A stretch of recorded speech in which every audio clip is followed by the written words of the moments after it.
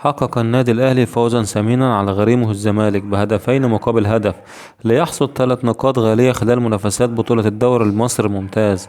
والتقى فريق الأهلي والزمالك في إطار منافسات الجولة التاسعة من عمر مواجهات بطولة الدوري المصري الممتاز على ملعب استاد القاهرة الدولي.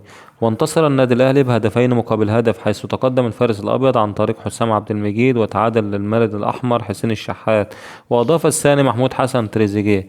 وبهذا الفوز يرتقي النادي الأهلي إلى المركز الثالث في جدول ترتيب الدوري المصري برصيد 15 نقطة، بذلك يعود للمنافسة من جديد بعد البداية السيئة له هذا الموسم. وعلى الجانب الآخر فريق الزمالك يظل متصدرا لجدول ترتيب الدوري برصيد 17 نقطة، ويواصل نزيف النقاط للمباراة الثانية على التوالي بعد التعادل مع الجونة في الجولة الماضية.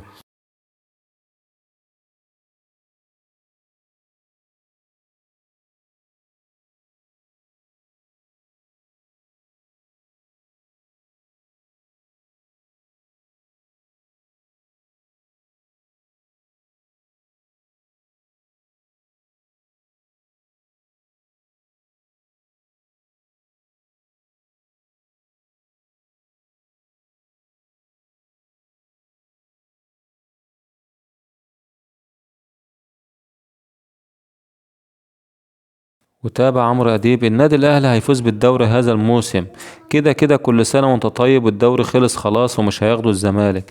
كل سنة نفس المصيبة ونفس التنقيط، عايز افهم ايه المشكلة، احنا جايبين لعيبة جديدة.